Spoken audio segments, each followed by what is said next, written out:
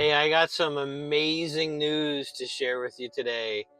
God sees you, He knows you, and He knows what He's made you to be. He wants to walk with you and draw that all out of you. So lean in. We're going to be sitting together in John's Gospel for a few minutes today, looking at what it means that Jesus knows us and He's called us to follow Him.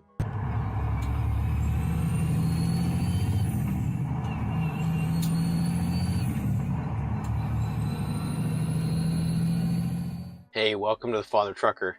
I'm so encouraged that you've taken a couple minutes to click on this and lean in a little bit, go on a journey with me to figure out what it means to be a disciple of Jesus and a trucker at the same time. And that's what this channel is all about. So please like and subscribe and share and all that kind of stuff. Most importantly, please, if you have a comment, put it in the comments below and I'll respond to that. But if you have a Bible, grab it, open it up to John chapter 1.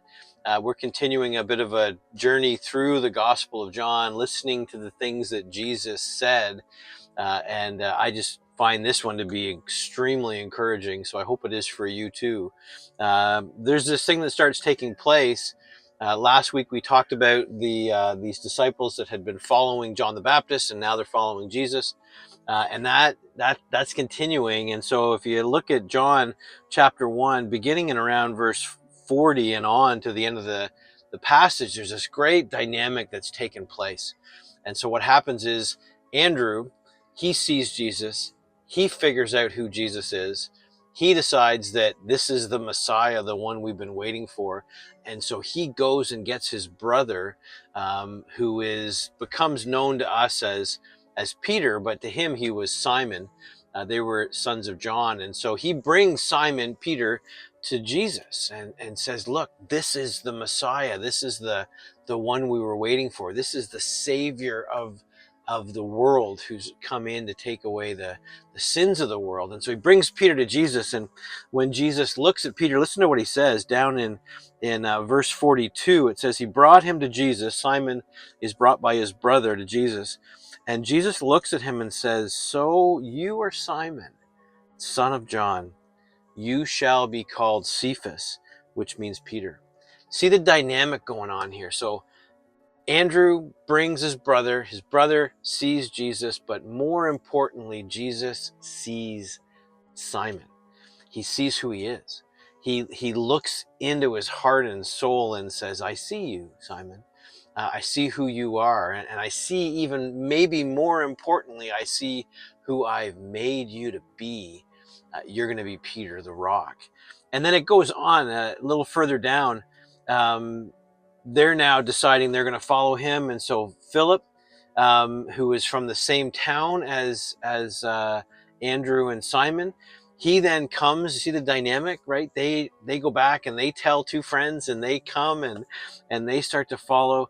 And then we come in to meet this fella named Nathanael in verse 46. And Nathanael is brought to Jesus by Philip, right? So you got Andrew brings Simon Peter. They go back. They bring Philip. Philip brings Nathanael.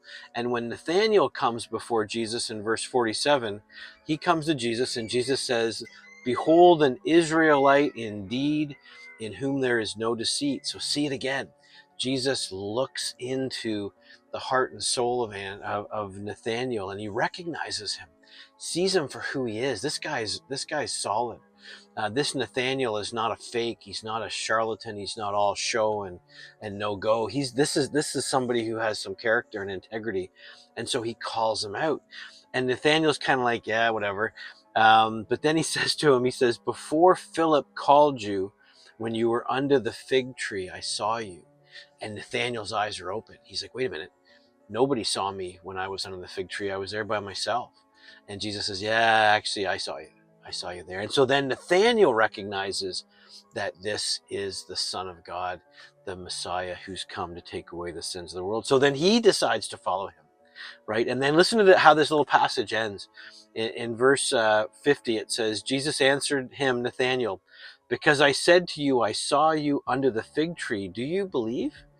You will see greater things than these. And verse 51 says, and he said to him, truly, truly, I say to you, you will see heaven opened and the angels of God ascending and descending on the Son of Man. He says to these first followers, guys, you think this is impressive that I can see you when you're not right in front of me? Just wait. You're going to see some things happen that are going to blow your mind.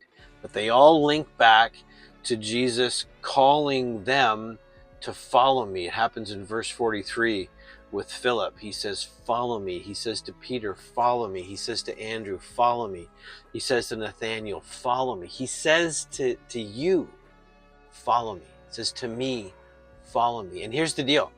If we're willing, then he says, if you're willing to really follow after me, you're going to see things that are going to blow your mind. I'm going to give you opportunities to be used by me to do amazing things if you will follow me. But here's what I hope you get from this today, folks.